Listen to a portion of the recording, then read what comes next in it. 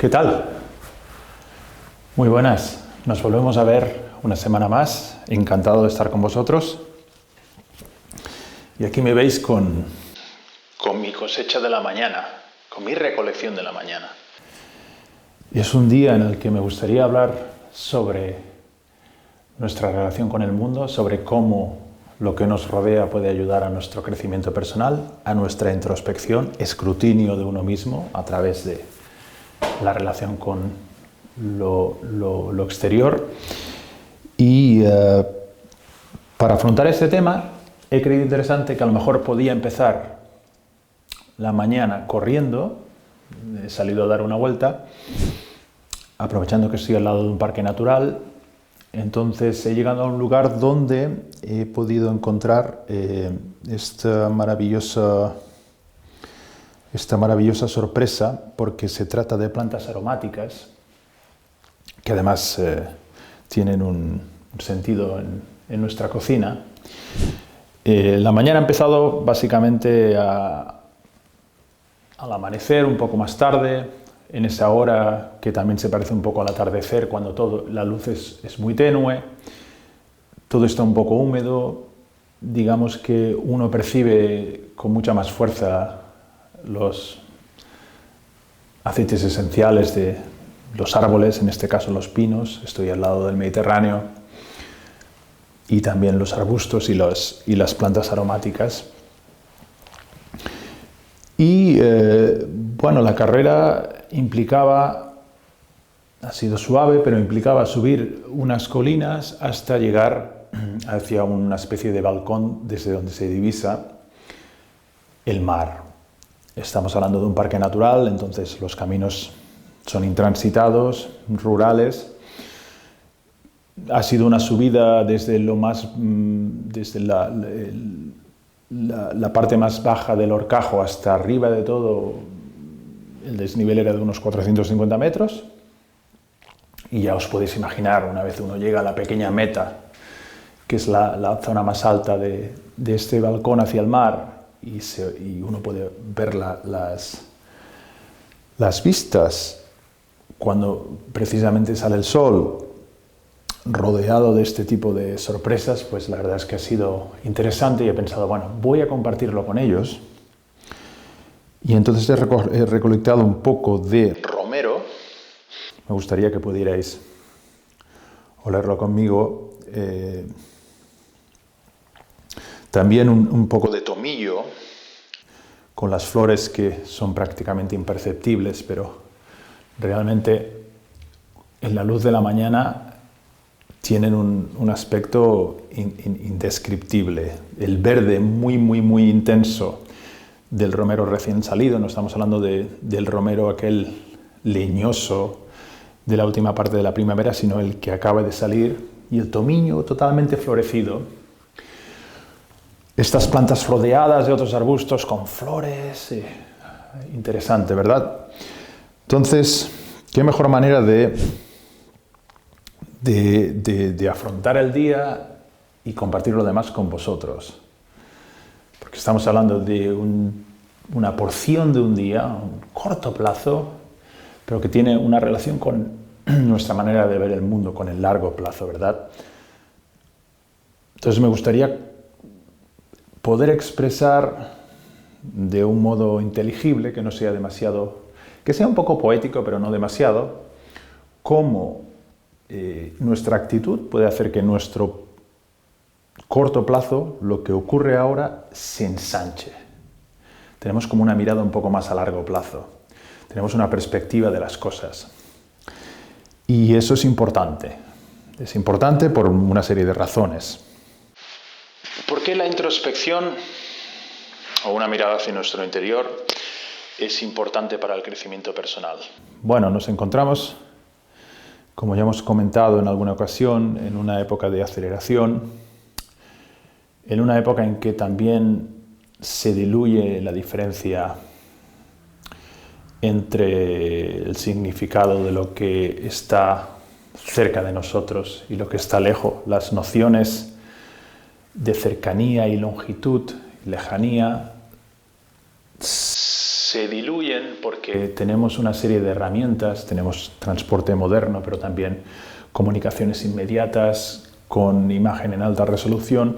Eso hace que en ocasiones tengamos la sensación de que vivimos en un mundo en el que si quiero algo y ahora y puedo pagarlo, lo puedo tener. Es el mundo del aquí y ahora, de lo inmediato, de la gratificación instantánea. Compro algo, me lo traen hoy o mañana. Y si no, me devuelven el dinero, por supuesto, ¿no? Este punto de vista de las cosas hace que el tiempo, en lugar de expandirse y ponerse a nuestro servicio, parece que se acorte y parece que nosotros tengamos que ir persiguiéndolo. Realmente acabamos un poco ligeramente desquiciados, ¿verdad? No tenemos ni tiempo para conversar con un amigo, por ejemplo, para pensar de una manera un poco más sosegada. Parece que nadie puede escucharnos un instante, ni nosotros podemos escuchar a nadie. Y en cambio perdemos el tiempo en cosas que tampoco tienen mucho sentido. Horas y horas se van en cosas que no tienen sentido y luego tampoco podemos disfrutar de las cosas que antes tenían un cierto sentido, ¿verdad?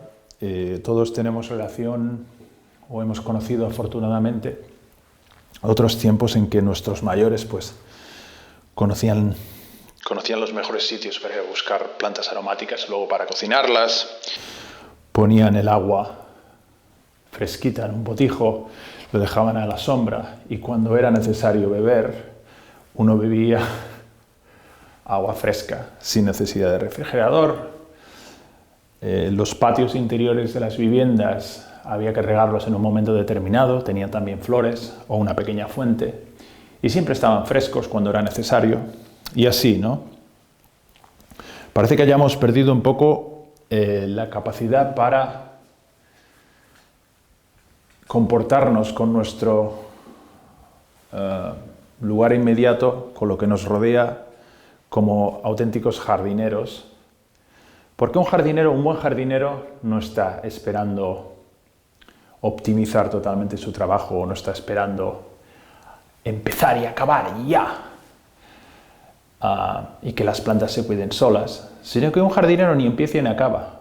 El trabajo de un jardinero que se precia es de entrar en contacto con el jardín. Y hay una relación prácticamente de comunicación. Las plantas hablan con el jardinero habla con las plantas. Y con los pájaros, y con los pequeños mamíferos alrededor, y con los insectos, con la tierra.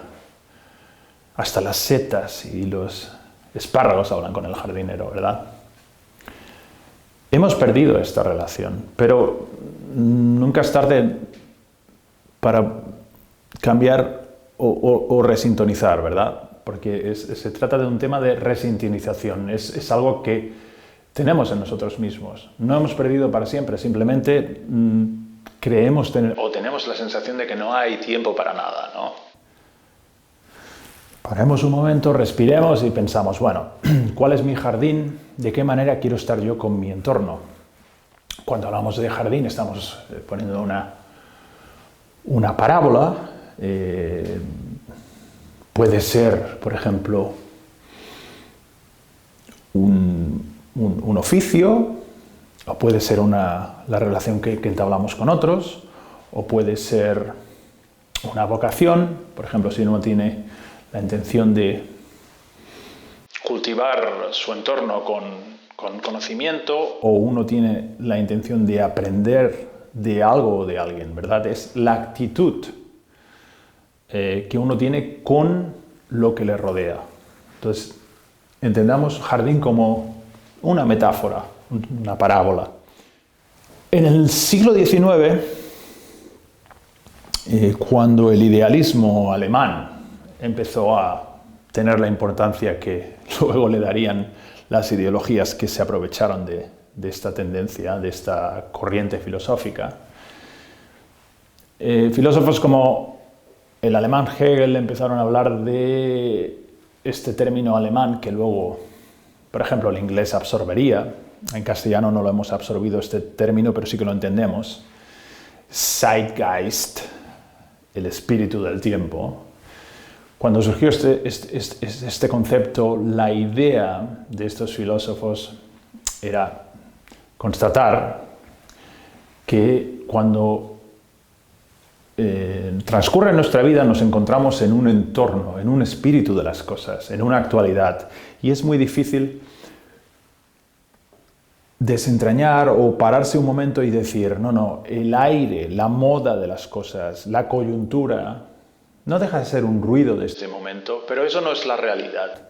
Hemos dejado de tener esta percepción de las cosas y creemos que la coyuntura es la única realidad. Es todo lo contrario. Tenemos que tener la capacidad para decir, el aire de los tiempos, la coyuntura, el zeitgeist, esta especie de ruido de espadas que nos pone de los nervios en ocasiones o que nos deprime, ¿verdad? Porque siempre hay malas noticias o siempre ocurren cosas o nunca llegamos a ese punto de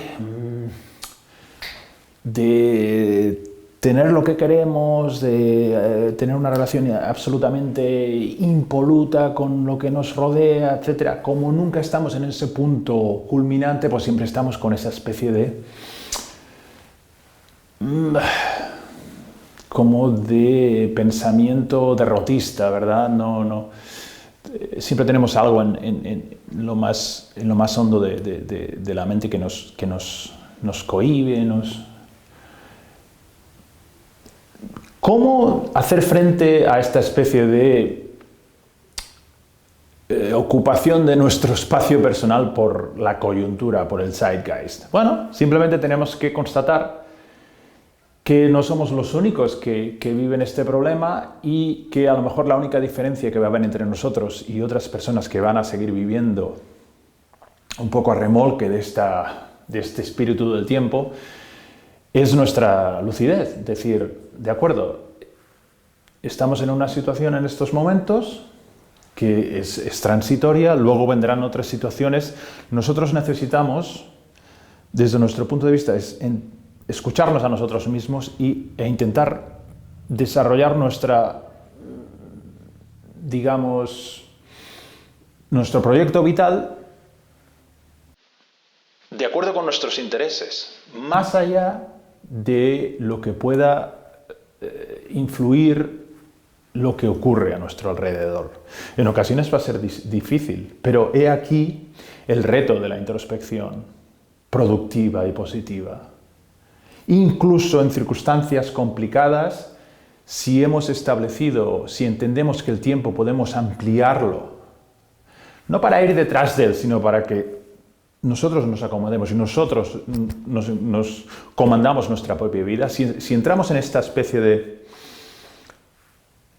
de momento en el que nos encontramos con la seguridad para pensar a largo plazo, a partir de aquí van a llegar transformaciones, reveses, vaivienes, pero nosotros vamos a seguir con nuestro proyecto vital.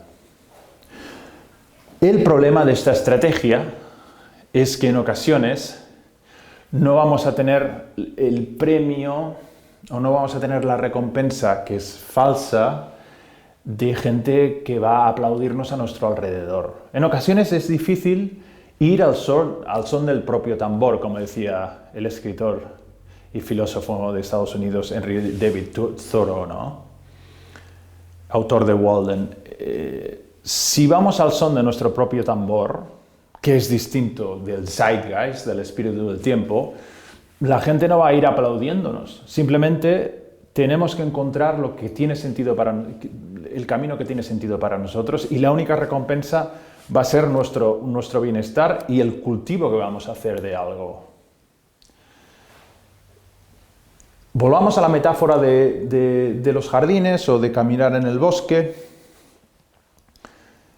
Tenemos que tener la mentalidad en esta introspección positiva de quienes son capaces de plantar árboles sabiendo que esos árboles, cuando se conviertan en bosque majestuoso, tendrán una sombra y que ellos no van a poder disfrutar, porque ese tiempo está más allá de ellos. Pero el hecho de plantar ese árbol, plantando ese árbol, nosotros ya estamos disfrutando de esa sombra, porque nuestro tiempo está ensanchado.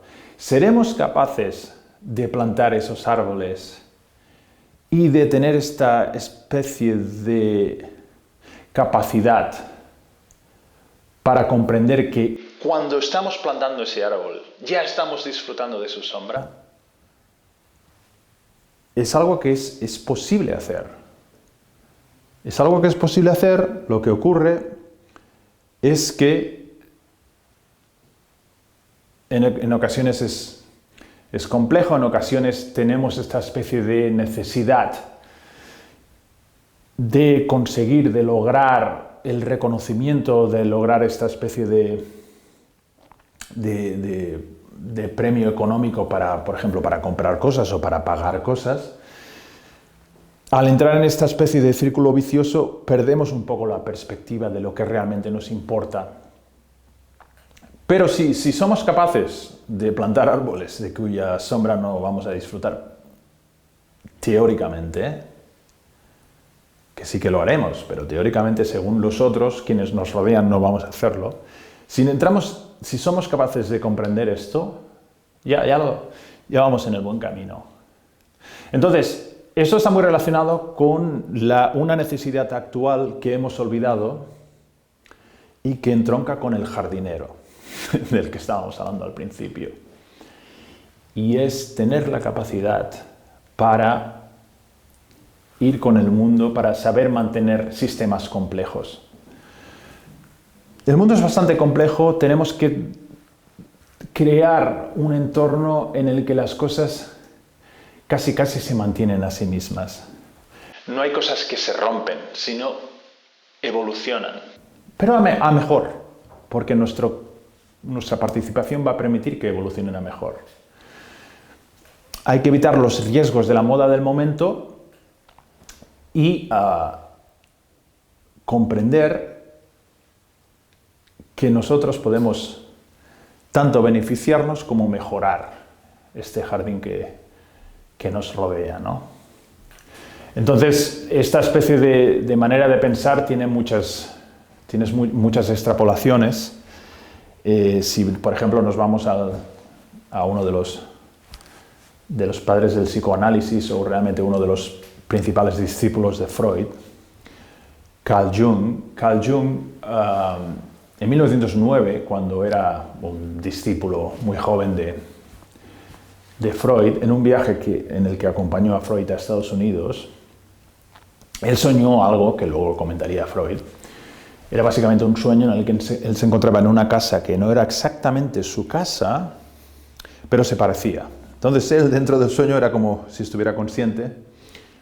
Él vio que había una primera planta de esa casa bastante cómoda y lujosa y contemporánea, según el momento, estamos hablando de 1909. Un aspecto algo anticuado, pero bastante confortable, una especie de así segundo imperio rococó, con buenos cuadros, buenos sillones, etc., ¿no? Bajó a la planta baja y la casa seguía siendo confortable, pero un poco más antigua, ladrillo, espartana, un aspecto algo medieval, siglo XVI. Vio que había una puerta y en esa puerta apareció una despensa. Esa despensa era un poco más antigua y tenía asimismo un acceso para ir un poco más abajo, y ahí llegó a una especie de sótano con arcadas antiguas, y por el aspecto comprendió que, estamos hablando del sueño siempre de Jung, comprendió que se encontraba en una especie de momento, de parte de la casa de la época romana. Había unas losas en el suelo, en esta especie de habitación, y una de ellas tenía una anilla de hierro. Entonces él abrió la parte de la losa y comprendió que había unas escaleras muy angostas y muy oscuras que iban hacia un sitio que parecía una cueva primitiva, que comprendió que se trataba de tiempos inmemoriales, de la época megalítica. Entonces esta especie de sueño de Jung nos habla un poco de nuestras capas, pero también de nuestra relación con el exterior, que también es la relación con nuestro alma, ¿no? Nosotros somos, según Jung, porque él hablaba de arquetipos, que nos remontan muy atrás, tenemos esta especie de capacidad para un poco percibir o sentir algo que siempre ha estado presente en el ser humano, ¿verdad? Entonces tenemos que celebrar todas estas partes, tenemos que reconectarnos un poco con nuestro entorno, que no deja de ser una especie de sincronización con nosotros mismos. Los elementos, por ejemplo, esforzarse para levantarse por la mañana y aprovechar, por ejemplo, un paseo por el bosque antes de que salga el sol o mientras sale el sol. Este tipo de experiencias, digamos que nos hablan porque siempre las hemos tenido, lo que pasa es que nunca hemos explotado esa parte que tenemos en nosotros, ¿verdad? Entonces, quizá esto explique el por qué muchos filósofos o pensadores han encontrado una pequeña cabaña apartada en montañas o en bosques para practicar la introspección. Estamos hablando de filósofos como Wittgenstein en Noruega, cuando construyó una cabaña en el interior de un fiordo en Noruega. Estamos hablando del filósofo noruego Arne Naes, que creó el término o acuñó el término de ecología profunda. Estamos hablando del filósofo alemán Martin Heidegger yéndose a la Selva Negra, a su cabaña, donde cogía el agua con el cántaro cada mañana, el agua de la fuente de al lado de la casa, etcétera, ¿verdad? Aprendamos de ellos, que no deja de ser, miremos a nuestro interior y aprendamos de lo que está a nuestro alcance, ¿verdad? Y bueno, hemos empezado con un poco de tomillo, romero y espárragos, que eran la cosecha de esta mañana, y acabamos con ello, ¿verdad? Para comprender que en ocasiones lo que hacemos en un corto espacio de tiempo realmente es una especie de celebración de un largo espacio de tiempo. Y con esto acabamos. La semana que viene más. Gracias, Sam Probst, por la ayuda en los gráficos. Os recuerdo que hay una versión en inglés y un artículo también asociado a este vídeo. Y nos vemos la semana que viene. Gracias. Hasta luego.